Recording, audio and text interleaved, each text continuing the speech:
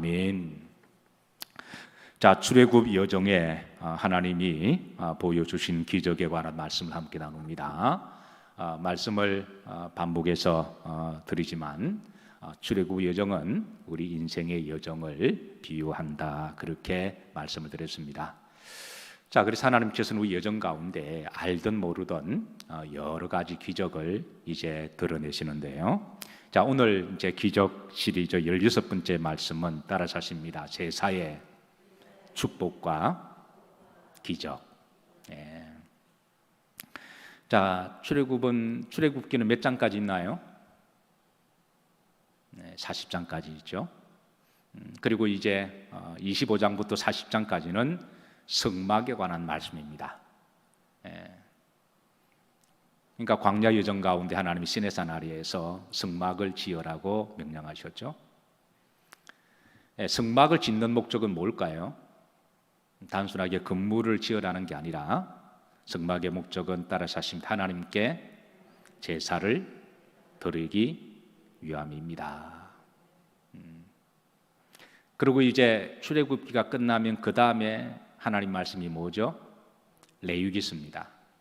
레위기서는 몇 장까지 있을까요? 1장부터 27장까지 있습니다. 글자 그대로 레비티커스라는 말로 하나님의 법에 관한 말씀인데요. 주로 어떤 법이냐면 제사법입니다. 그러니까 1장부터 27장까지가 다 제사법으로 이루어져 있습니다. 그러니까 이 제사법이 얼마나 중요한지 하나님은 그냥 통으로 이 레위기서의 법을 주셨어요. 그래서 하나님은 우리 광야 이전 가운데 성막의 복을 주셨고, 그리고 성막의 목적은 제사가 목적이라면 하나님은 제사를 통해서 우리를 축복하시고, 또 제사를 통해서 하나님 우리에게 각종 기적을 베풀어 주시는 줄로 믿으시기를 바랍니다. 자, 오늘 레위기 1장 1절부터 3절까지 말씀을 보시면, 자, 이 모세를 부르시고 하실 때 여러분 이름을 넣어서 한번 다 같이 나에게 주시는 말씀으로 크게 합독합니다. 여호와께서 회막에서 김한세를 부르시고 김한세에게 말씀하여 이르시되. 아멘이십니까? 자, 이게 회막은 지금으로 말하면 교회라고 말할 수가 있습니다. 자, 다시 한번 영일교회에서 넣으시고 이름도 자기 이름을 넣었고 나에게 주신 말씀으로 고백합니다. 여호와께서 영일교회에서 김한세를 부르시고 김한세에게 말씀하여 이르시되. 여러분 마음이 좀 감동이 되기를 축복합니다. 3인칭이 아니라 이제 1인칭이 될 때에 좀 감동이 되기를 소망합니다. 자, 그런데 2절 보면 더 감동과 은혜가 되는 부분이 있어요. 자, 하나님이 말씀하시기를 중반절에 너희 중에 따라서 하십니다. 누구든지. 저는 이 누구든지 말씀 앞에 가슴이 뭉클합니다. 감히 나 같은 사람도 하나님께 예배드릴 수 있다고 하는 게 저는 특별한 은혜요, 감동이라고 믿습니다. 내가 뭔데? 복음이 들어오지 않았다면 나는 무당의 자식이었는데, 그렇다고 우리 어머님이 무당이라는 말이 아니라 사실 우리 복음 들어오기 전에 다 거의 무당들의 자식들이었습니다. 이어령 씨의 책에 의하면은 우리나라에 18,000 종류의 잡신들이 있다 그랬죠. 아마 조사를 하면 더 많을 수도 있습니다. 어쨌든 우리는 복음이 들어오기 전까지 우리는 다 무당들의 자식이었기 때문에, 그래서 저는 가끔 나 같은 사람이 예수님을 믿고 하나님께 예배드리는 게 저는 분에 넘치는 은혜요, 저는 하나님께 감사라고 저는 믿습니다. 어쨌든 누구든지 하나님께 예배를 드릴 수가 있습니다. 이것이 하나님의 은혜입니다. 누구든지. 자, 3절입니다. 자, 그 예물의 소의 번제임이 흠없는 숫것으로 어디 앞에서? 회막문에서. 회막문은 구약으로 말하면 번제단 앞에서 이야기를 해요. 성소 앞에 있는 번제단. 그러니까 구약에서는 성도들이 번제단 앞에서 제물을 드리거든요. 그러니까 우리 교회로 말하면 제단 밑에서라고 여러분 보시면 됩니다. 그러니까 회막 문 앞에서, 번제단에서 제단 밑에서 이렇게 보시면 되고요. 그 다음에 여호와 앞에 어떻게 드리라? 기쁘게 드리라라는 거예요. 자, 우리는 누구나 다 하나님께 예배드릴 수가 있습니다. 여기는 차별이 없습니다. 하나님은 뭐 황인종이든 뭐 피부 컬러든 관계 없습니다. 요즘 이 이제 인종 문제 때문에 잊을만 하면 항상 전 세계 이슈가 되기도 하죠. 지금 또 미국에서 터졌는데 우리나라는 그 인종 문제가 없을까요? 우리는 우리 마음속에 더 있죠. 예. 어쨌든 하나님은 그런 거 따지지 아니하시고 뭐 병들었든 건강하든 코로나 걸렸든 안 걸렸든 오히려 걸려서 하나님 앞에 와서 예배드리는 그 마음을 하나님이 더 긍휼히 보실 줄로 믿습니다. 우리는 오지 마라 그러는데 오지 마세요. 어느 교회 목사님은 그 교회 성도가 걸다 그러니까 오지 말라고 전화하시다 그러더라고요. 이해는 되지만 그래도 여러분 목사면 오라 그래야 되나요? 오지 마라 그래야 되나요? 여러분 대답 한번 해보세요. 예. 또 어떤 분은 또 자기들 편이니까 오지 마라 해야 된다고 해요. 저는 그래도 목사는 오라고 해야 된다고 생각합니다. 목사가 그분을 안고 악수를 하고 허깅해서 걸린다고 할지라도 저는 그렇게 해야 되는 게 저는 맞다고 생각해요. 단지 오시면 저 이천 구석에서 예배드리면 되는 거죠. 코로나 걸리면 그 어디로 가야 되나요?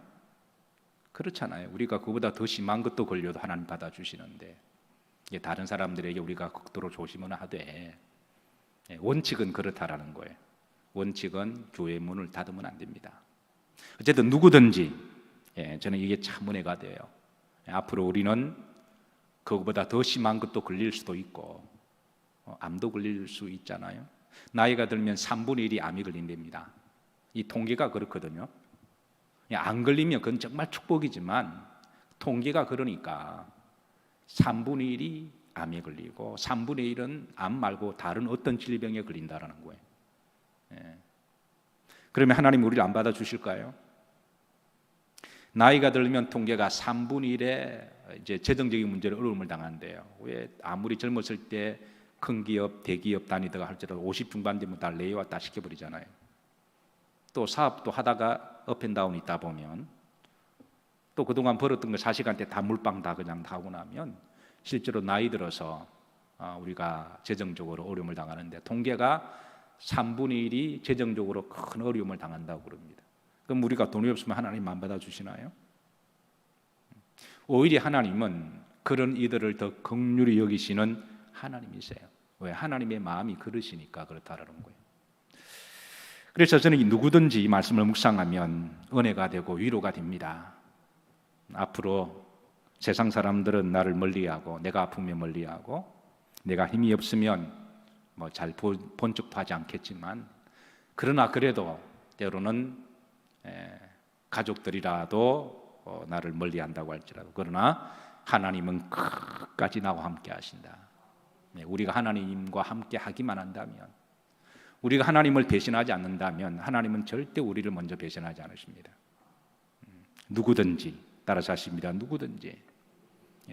그래서 여러분과 제가 이 거룩한 자리에 앉아 있잖아요.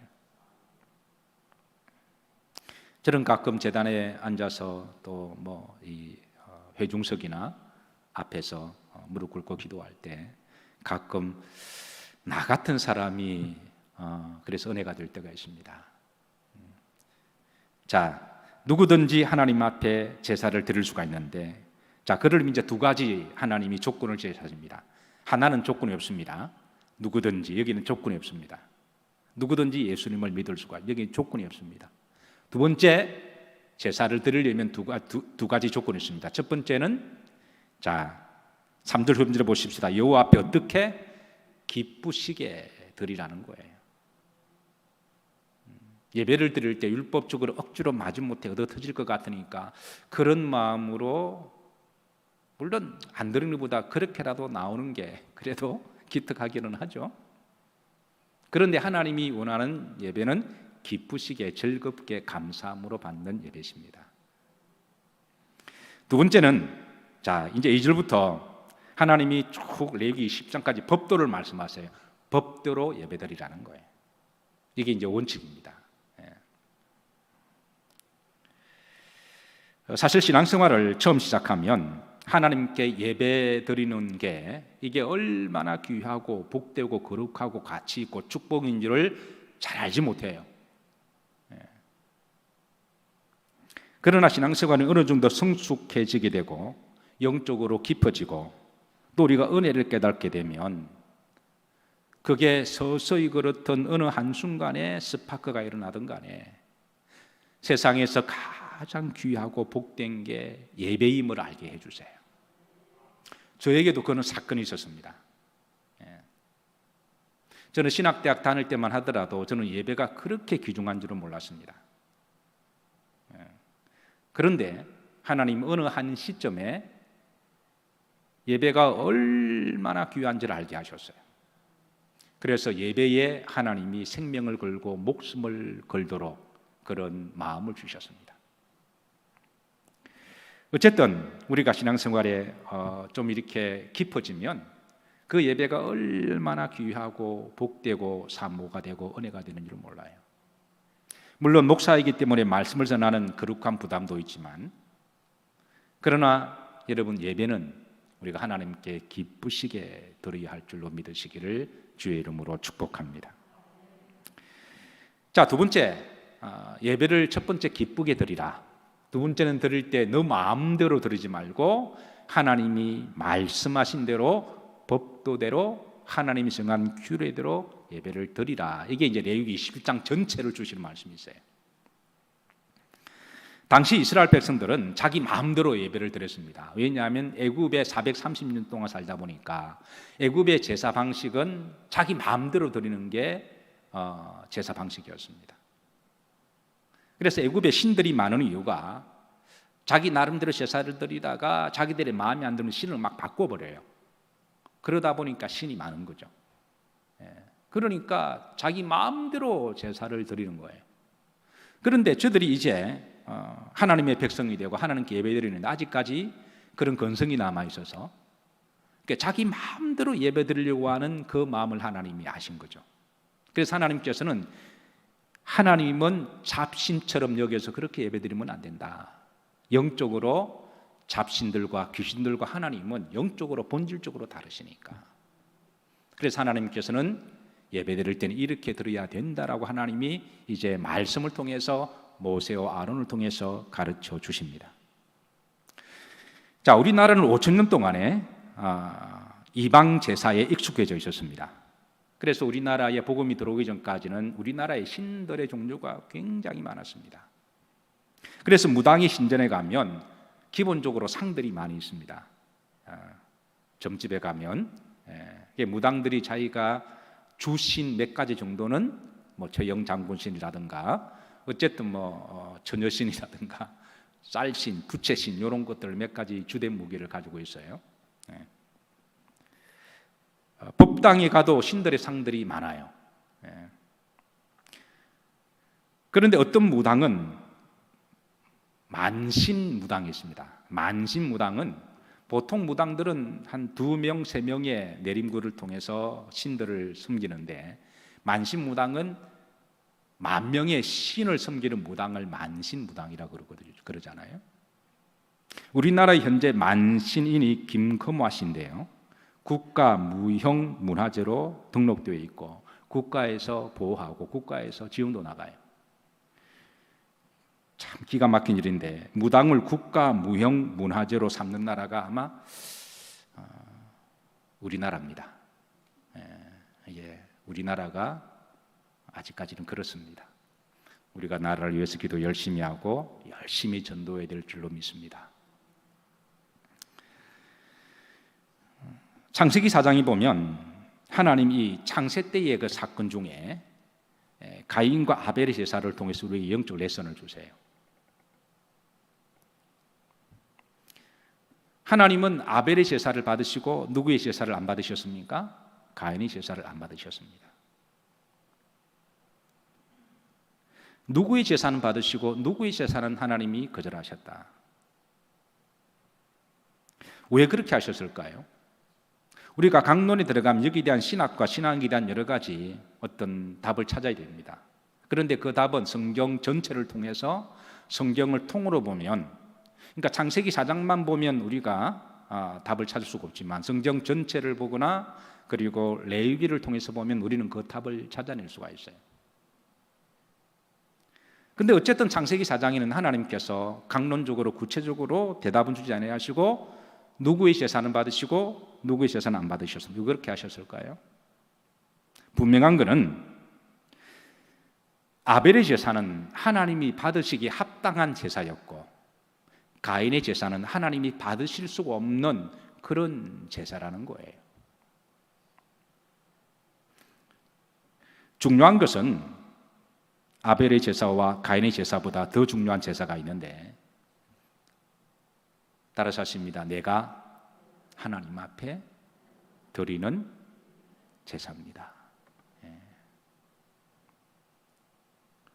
그러니까 무엇 때문에? 그건 이제 하나님이 결정하시는 거예요. 어쨌든 하나님은 100% 정확하신 분이니까. 그렇다면 여러분, 우리가 신앙생활을 하면서 우리가 이제 나름대로 많은 예배를 드리잖아요. 그럼 예배면 제사면 제사라고 다 제사라고 말할 수가 없는 거죠. 그러면 우리가 나중에 하나님 앞에 평가받을 때에 내가 하나님께 드린 예배 중에 하나님은 몇 %를 받으셨을까? 우리가 때로는 그 문제를 놓고 우리가 영적으로 점검해 볼 필요가 있습니다. 어느 장로님이 은혜를 받으시고 난 다음에 이런 울면서 고백을 하셨어요. 자기가 수십 년 동안 신앙생활을 하면서 정말 하나님 앞에 이것이 진짜 예배다고 한 게 손꼽을 정도였다는 거예요. 근데 그분만의 신앙의 양심의 고백일까요? 그래서 우리가 하나님 앞에 정직하게 예배를 드려야 될 줄로 믿습니다. 그러니까 목사에게 보이기 위한 예배도 아니고 괜히 그냥 마르다처럼 왔다 갔다 설레발치면서 하면서 예배 드리는 것도 아니고, 마리아처럼 어차피 예배를 보시고 받으시는 분은 하나님이시잖아요. 그리고 예배를 통해 하나님이 언약을 맺으시고 예배를 통해서 우리에게 회복시키시고 예배에 감춰두셔도 놀라운 축복과 기적의 요인들이 많이 있습니다.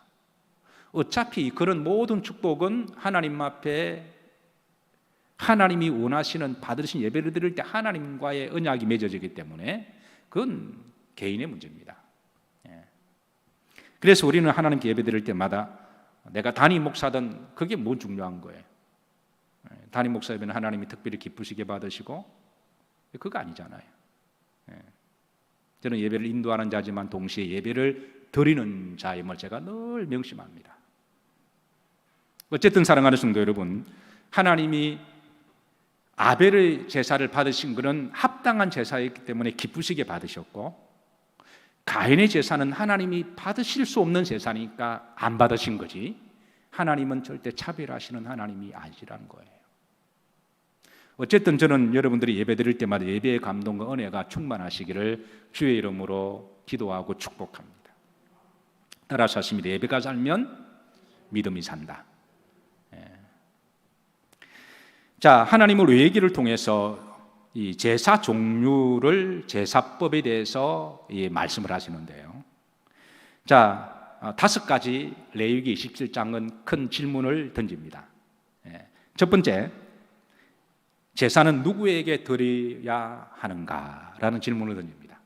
우리가 여기에 대한 답을 찾아야 돼요. 두 번째는 제사는 왜 드려야 하는가라는 질문을 던집니다. 그러니까 레위기 17장을 요 5가지만 여러분들이 전체 강론을 가지고 접근하면 레위기는 눈물과 은혜 없이는 읽을 수가 없는 그런 하나님의 말씀인데요. 일전에 새벽 예배 때 레위기서를 몇 개월 동안에 강의한 적이 있습니다. 근데 기회가 되면 한번 제가 더 하려고 그럽니다. 왜냐하면 그때는 새벽에 나오신 분들만 들으셨거든요. 자, 세 번째, 제사의 목적은 무엇인가? 네 번째, 제사는 어떻게 드려야 하는가? 마지막, 제사는 어떤 제물을 드려야 하는가? 이 5가지의 의제를 던지시고, 그리고 여기에 대해서 하나님은 답을 주고 계시는데 우리가 그 답을 찾아야 됩니다. 첫 번째 제사는 누구에게 드려야 하는가? 여기에 대답은 극명하죠. 여러분, 제사는 누구에게 드리는 거예요? 하나님께. 너무 극명하죠. 그런데 이 너무 극명하고 심플한 대답에 대해서 어떤 사람은 망각할 때가 들어 있습니다. 예배 때 세상은 온데간데 없어지고 그리스도만 변화산에 충만해야 되고 하나님만 보여야 되는데, 어떤 사람이 보이기도 하고 자기가 보이기도 하고. 시편 50편 5절입니다. 다 같이 합독하십니다. 이르시되 나의 성도들을 내 앞에 모으라. 그들은 제사로 나와 언약한 이들이니라 하시도다. 내 백성을 누구 앞에 모으라? 하나님의 백성이라면 하나님 앞에 모여야 될 시간에는 모여야 합니다. 그게 이제 하나님의 백성에 대한 그게 믿음의 행위이기 때문에 그런 거예요. 자, 그러면서 그들은 제사로 나와 뭐한 자들이다? 언약했다. 즉 하나님은 성도들과의 첫 번째 언약을 제사의 행위라고 알려주십니다. 이 말은 역으로 말하면 하나님께 제사는 뭐냐? 하나님과 언약했다는 그런 거예요. 내가 너 하나님이고 너가 내 백성이라면, 그럼 그 언약이 성립이 되는 거잖아요. 그 언약의 믿음의 행위가 뭔가요? 제사라는 거예요. 미국에 목회할 때 허리가 아파서 침을 맞으러 간 적이 있습니다. 한 의사입니다. 제가 가니까 이제 대화를 몇 번 나누다 보니까 뭐 한 10번 정도 침 맞으러 오라 그러더라고요. 그래서 일단 뭐 이제 닥터가 오라 그러니까 한 세 번째, 네 번째 가니까 이제 제 정체가 탄로나잖아요. 이런저런 이야기하다 보니까. 이제 제가 목사다, 뭐 말하지 않아도 느낌이 저보고 목사인 것 같다고 말하길래, 또 숨길 이유도 아니니까 제가 목회자라고 말했더니, 이 침을 놓으시고 저쪽 방에 가더니 성경책을 필사 3권을 가져오시더라고요. 그러니까 필사를 3번을 하신 거예요. 그러니까 보니까 뭐 정성껏 적으시고, 그래서 야 대단하십니다. 제가 감동돼서 말했더니, 그래서 어느 교회 섬기시고 그러니까 제가 교회 안 나간, 너무 당당하게 교회를 안 나간다는 거예요. 그러니까 너무 당당하게 안 나간다는 거예요. 그러니까 제가 성경을 필사한 부분에 감동을 받고 너무 당당하게 안 나간다는 부분에 내가 당황했습니다. 그래서 왜 그러신가요? 그러니까 이 교회 가니까 시험도 당하고, 뭐 교회들마다 문제가 있는 교회가 있을 수가 있죠. 교회도 문제 있는 사람들이 모을 수가 있으니까. 그럼 본인은 문제가 없나요? 어쨌든 그럴 수 있겠죠 그랬는데, 그런데 하시는 말씀이, 그래도 나가셔야죠. 찾아보시고 기도하시다가 또 감동 주시면 나에게 맞는 교회가 있으니까 찾으시라고. 그러니까 아니 우리 교회 오시든지, 그러니까 하시는 말씀이, 자기는 교회 안 가도 구원받을 수 있다는 거예요. 천국 갈 수 있는 믿음이 있으니까 꼭 교회 가야 되냐는 거예요. 여러분, 이 믿음이 건강한 믿음입니까? 병든 믿음이에요? 오늘 의외로 그런 분들이 많아요. 교회 안 가도 어떤 다른 방법을 통해서 얼마든지 본인의 믿음을 지킬 수가 있다. 그건 여러분, 그건 병든 믿음이고 그건 잘못된 믿음입니다. 그건 신앙을 모르고 하시는 말씀이고 말씀도 어설프게 하신 분들이에요. 오늘 말씀 보시면 하나님이 내 앞에 내 백성들을, 내 자녀들을 모으고 제사로 뭐 한 자다? 언약한 자. 그러니까 예배는 하나님의 백성에 대한 언약의 행위입니다. 그리고 예배를 우습게 여기면 하나님의 언약을 우습게 여기는 거예요. 하나님의 언약을 우습게 여기면 하나님도 우리가 급할 때 우리를 귀하게 여기실까요? 우습게 여기실까요? 뿌린 대로 거두는 거거든요. 내가 하나님을 최고로 여기면 하나님은 나를 존귀하게 여기십니다. 우리가 하나님 앞에 거룩하게 예배드리면 하나님 우리를 거룩하게 만들어주세요. 우리가 어디 가서 이 거룩성을 회복합니까? 세상에 가면 얼마나 더럽고 천박한 일들이 많이 있나요? 그런데 우리가 예배드리는 만큼 우리가 얼마나 거룩해요. 우리가 이 거룩성을 어디서 우리가 이 은혜를 받습니까? 여러분, 예배는 축복입니다. 그러니까 우리의 믿음의 첫 번째 행위의 언약은 예배입니다. 만약 예배가 필요 없으면 하나님의 성막을 지으라 하시는 이유도 없는 거죠.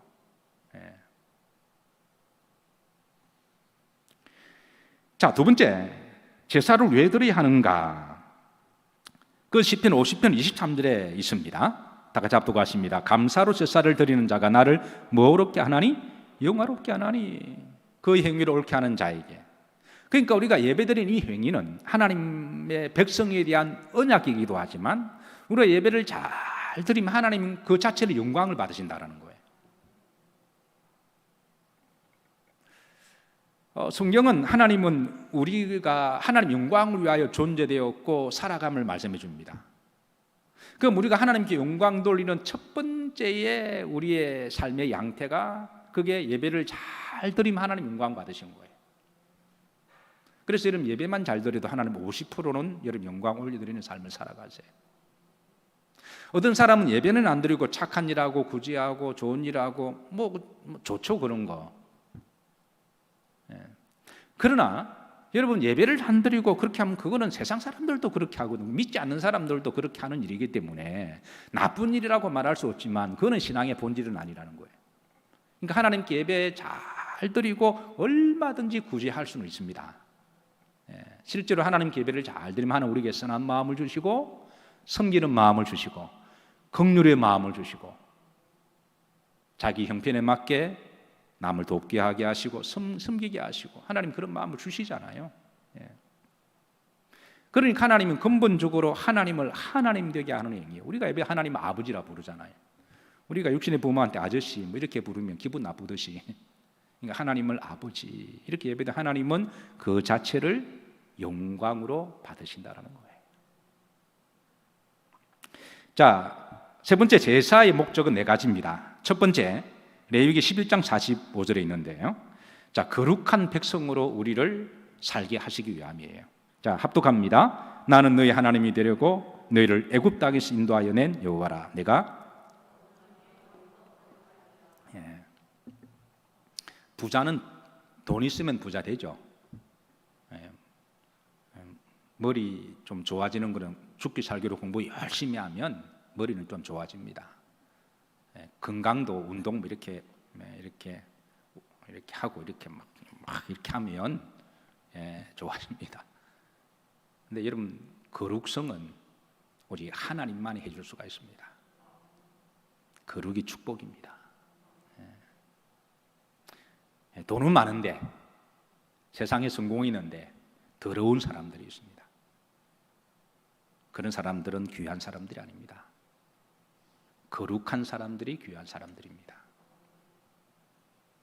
하나님은 하나님의 백성들을 예배를 통해서 거룩하게 만들어 가세요. 우리는 예배를 통해서 거룩해집니다. 구약에는 제물의 피를 통해서 하나님이 거룩하게 해주시고 신약에는 예수님의 피를 통해서 우리를 거룩하게 해주십니다. 우리가 크고 작은 죄를 지을 때마다 회개하라고 하는 것은 우리가 자꾸 자책하라고 하는 게 아니라 우리를 거룩하게 만들기 위함이십니다. 거룩해야 우리 영혼이 평안하고 자유함을 얻습니다. 거룩해야 죄의 문제가 해결돼 우리가 담대함을 얻는 거거든요. 두 번째, 출애굽기 19장 6절에 있는데요. 자, 합독합니다. 너희가 내게 대하여 모은 나라가 되며 그 제사장의 나라가 되며 하나님이 우리를 예배를 제사를 드리게 하심으로 제사장의 나라를 만드시겠다. 그리고 제사장은 예배 드리는 자거든요. 그러니까 주의 종은 다른 말로 말하면 예배 드리는 데는 전문가가 돼야 됩니다. 그리고 예배 드리는 일에 대해서 하나님의 말씀을 전하는 일도 전문가가 돼야 되지만 예배 드리는 삶에 있어서도 정직하게 전문가가 돼야 됩니다.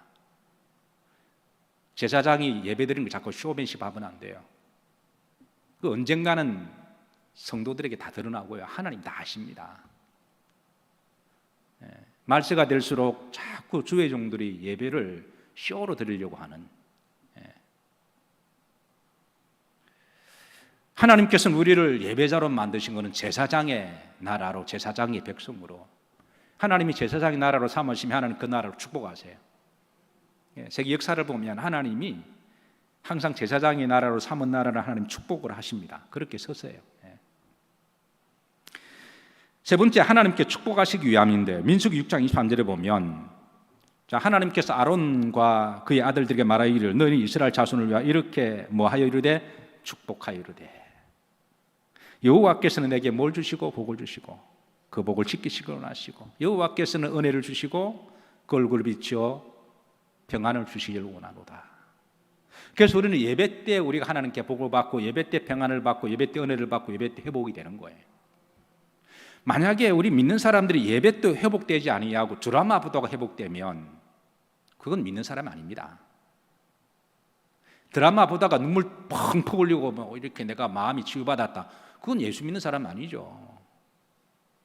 예수 믿는 사람들이 저 밖에 가서 닭장에 가가지고 막 이렇게 흔들고 난 다음에 뭐 속이 시원하다.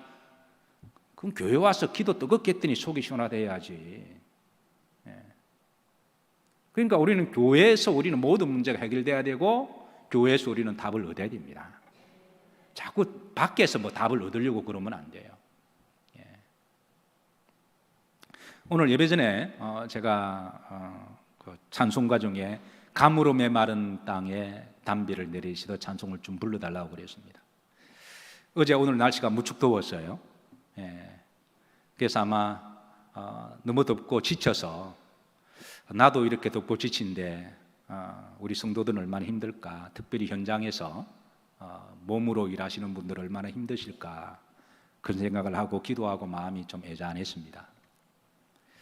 오늘도 목양실에서 말씀을 준비하는데 땀이 삐질삐질 나서 그래서 집에 가서 샤워하고 다시 왔는데요.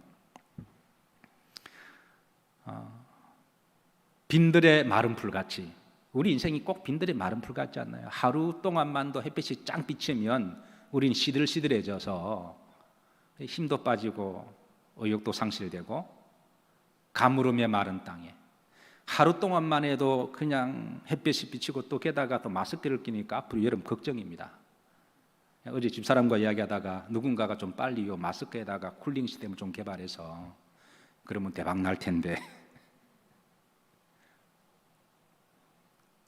제가 10년 전에요 한국에 이제 목회자가 콜링을 받고 목회하면서 우리 교회 성도 중에 제가 누구라고 말할 수는 없습니다. 제가 그분에게 앞으로 동물 보험을 한번 해보시라고, 앞으로 동물 쪽 보험을 한번 상품을 만드시면 뭐 하나님 우리 성도들 중에 물질의 복을 받아야 하나님 큰 일을 하시잖아요. 그래서 우리 성도들을 위해서 제가 늘 이제 주가 서시겠다 하시면 서시도록 이제 물질의 복을 위해서 기도를 많이 하고 기본적으로 성실과 정직하게 최선을 다해서 일을 해야 되고 학생들은 열심히 공부해야 되고 그렇게 하기를 기도하는데요. 그래서 이제 그분이 워낙 믿음이 좋으셔서 제가 기도 중에 한번 해보시라고 그러니까 10년 전만 하더라도 개를 개로 보던 시절이었잖아요. 언제부턴가 개가 반려견이 되었어요. 근데 미국은 이미 서구는 이미 개를 가족으로 보는 그런 시대니까. 그래서 제가 미국에 94년도 가니까 뭐 개를 가족 이상으로 보고 개 보험이 있더라고요. 아, 개도 보험이 있구나. 개 음식도 깡통에 따로 팔고요. 저는 좀 개고기인 줄 알았는데 사서 먹을 뻔했습니다. 어차피 우리가 발전하면 서구를 다 따라가는 거잖아요. 다 카피를 하는 거니까 따라잡기까지는.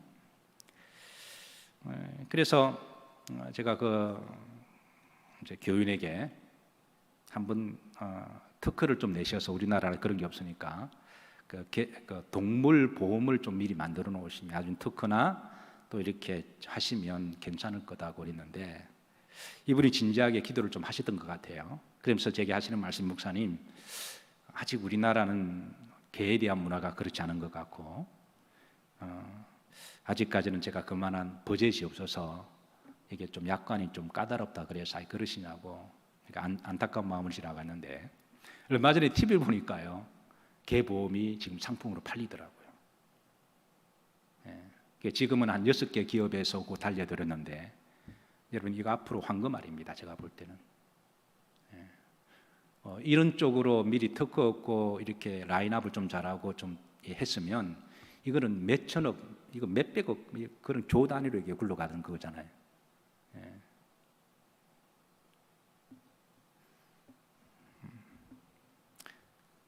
어쨌든 좀 안타까운 마음이었어요. 어쨌든 예.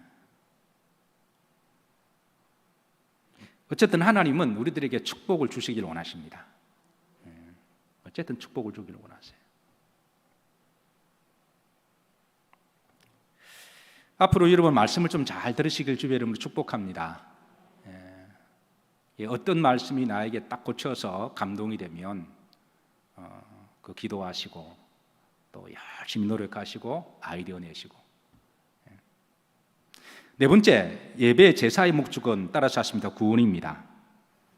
계시록 5장 13절에 보면 하나님이 천상의 모습을 보여주시는데요, 그때 모든 성도들과 또 장로들과 천사들이 하나님께 예배드리는 모습이 나와요. 그 결국은 이 땅의 제사는 천국의 리허설인데요, 그러니까 우리가 제사를 잘 드림으로 하나님을 만나고 그리스도를 만나고 우리가 천국을 가게 됩니다. 주 예수를 믿으라 그리하면 너와 내 집 구원을 얻을 거다 그랬는데, 여러분 어디서 주 예수를 믿겠습니까? 그러니까 주 예수를 믿는 게, 믿고 난 다음에 믿는 사람의 행위가 교회와 예배가 아닐까요? 그거를 싹 빼버리면 그럼 구원이 성립이 사실은 안 되는 거예요. 그래서 하나님 우리에게 제사를 통해서 그리스도를 만나게 하시고, 그리고 예배를 우리가 드리다가 나 천국 가서 천국에서 예배 드리는 거예요. 자, 그래서 제사의 목적 4가지를 말씀을 드렸습니다. 자, 그리고 이제 또 4번째, 제사는 어떻게 드려야 하는가, 이 부분에 대해서 예수님께서 아주 심플하게 풀어주셨습니다. 요한복음 4장 23절이죠. 하나님께 예배드리는 자가 어떻게? 신령은 영적인 예배를 이야기하는 거잖아요. 진정은 진실되게, 그리고 내가 알고 예배드리는 것, 어떻게 예배드리는지 알고 진지하게 진실되게 드리는 것. 하나님이 이렇게 예배하는 자를 뭐 하신다? 찾으신다. 그러니까 하나님이 우리가 예배드릴 때마다 찾으시는 거예요. 저 김한세 목사가 진짜 예배드리냐, 이렇게. 저는 항상 제 울림 속에 그 질문을 합니다. 우리 이거는 각자 이 질문을 해야 돼요. 저게 진짜 예배드리냐, 하나님 찾으시는 거예요. 이렇게. 그래서 찾으시고 오늘은 20%네, 오늘은 40%네, 오늘 밤은 90%네, 이런 식으로 하나님 찾으시는 거예요. 5번째, 제사는 어떤 제물로 드려야 하는가? 그건 이제 제사의 종류마다 제물은 다 달라요. 그러나 궁극적으로 우리가 제사를 드릴 때마다 번제면 번제 제물이 다르고 소제면 소제 제물이 다르거든요. 그러나 이런 제물을 드리면서 하나님이 그 제물과 함께 정말 받고 싶어하는 제물은 로마서 12장 1절에 있습니다. 자, 다 같이 한번 합독하며 찾아보세요. 합독합니다. 그러므로 형제들아, 내가 하나님의 모든 자비하심 너희를 권하노니 너희 몸을 하나님이 기뻐하시는 거룩한 산 제물로 드리라. 이는 너희가 드릴 영적 예배니라. 그러니까 소 한 마리 드리고 나서 나는 소 한 마리 하나님께 줬으니까 그 몸은 예배 때 밖에 나간다거나 아니면 앉아서 그 줘라도 된다는 것 아니잖아요. 하나님 보고 소 한 마리 드시고 떨어지세요, 이런 거 똑같은 거죠. 그러니까 우리가 비둘기를 드리든 그 형편에 맞게 드리면 돼요. 그거는 비둘기를 드리든 양을 드리든 소를 드리든 간에 문제는 그 제물은 내 죄 때문에 죽는 거니까 우리 몸도 같이 드려야 된다는 거예요. 구속사적으로 볼 때 이 산 제물은 예수 그리스도가 또 제물이 되십니다. 그래서 우리는 예배 때마다 예수님 이름으로 제사를 드리는 거죠. 앞으로 이제 다음 주에 시간 관계상 이 제사 종류와 제사법에 대해서는 우리가 이제 하나님 주신 축복과 기적에 대한 그 부분을 우리가 한 2주 정도 더 나누어서 말씀 나눌 겁니다. 하나님을 레위기에 1장부터 20장까지 제사법을 주신 것은 하나님은 모세와 아론을 통해서 제사법을 가르쳐 주라는 거예요. 그건 시대마다 하나님은 목회자를 세워서 예배는 내 마음대로 드리는 게 아니라 내 기분대로 드리는 게 아니라 하나님이 말씀하신 대로 드려야 되고, 그리고 기쁘게 즐겁게 감사하는 마음으로 드려야 된다. 목사는 이것을 당연히 가르쳐줘야 됩니다. 왜 안 가르쳐주면 모르니까 그렇거든요. 이걸 아무리 강조해도 지나침이 없습니다. 교사들은, 우리 주일학교 교사들은 우리 아이들을 섬긴다고 수고가 많잖아요. 그 말철없는 아이들을 섬기고 뭐 사탕도 사주고 놀아주고, 참 수고하는 손길들인데, 그런데 교사들이 아이들에게 예배하는 법을 가르쳐줘야 돼요. 어릴 때 예배하는 법을 안 가르치고 놀아주기만 하면 아이들은 정말 교회가 노는 거로 생각하고 그 아이가 대학교 가면 교회를 다 떠납니다. 뭐 교회보다 더 재밌게 노는 데가 많잖아요. 노는 거로는 아이들을 못 잡습니다. 예배로 아이들을 영을 감동을 시켜야 되거든요. 어릴 때 어떻게 하든 아이들이 기도하게 만들고 예배 드리도록 그렇게 아이들에게 가르쳐주고, 그리고 가정정보는 본인이 예배에 본이 돼야 됩니다. 교사가 먼저 데리고 와서 보내. 그러니까 부모가 자식한테 예배를 가르쳐줘야 됩니다. 그러면 부모가 자식한테 예배에 본이 돼야 되고요. 미국 초기 청교도 교인들은 자녀들에게 가장 먼저 예배드리는 법을 가르쳐 주었어요. 첫 번째, 거룩한 성일이 되면 온 가족이 함께 교회에 가도록 그렇게 가르쳤습니다. 주일만은 온 패밀리가 함께 다 교회 간다. 근데 놀라운 거는 주일마다 온 패밀리가 다 가면서 자연적으로 그 가족들이 하나가 되는 거예요. 가족끼리 영적인 소풍이 되어서 행복한 시간이, 하나님 그래서 그 가정을 또 지키십니다. 우리가 가끔 가족 친목 단합 때에 여행 간다거나 영화 간다거나 외식한다거나 그렇잖아요. 그런데 매주마다 가니까 얼마나 가족끼리 단단한 그게 친목이 되고 또 좋은 관계가 될 거예요. 그것도 하나님 앞에 거룩하게 예배드리니까 진지하잖아요. 두 번째, 가장 좋은 옷과 가장 거룩한 예물을 각자 준비해서 하나님께 드리게 교육을 했습니다. 집에 있는 가장 좋은 옷을. 세 번째, 교회에서 행하는 예배, 예식, 교독, 찬송을 다 따라 부르게 했습니다. 교독을 하면 따라하게 했고 찬송하면 피어서 가르쳐 주었고, 그러니까 예배를 가르쳐 주는 거거든요, 어릴 때부터. 네 번째, 목사님의 말씀을 하나님의 말씀으로 받아들이고 아멘하게 하고 믿게 만들었습니다.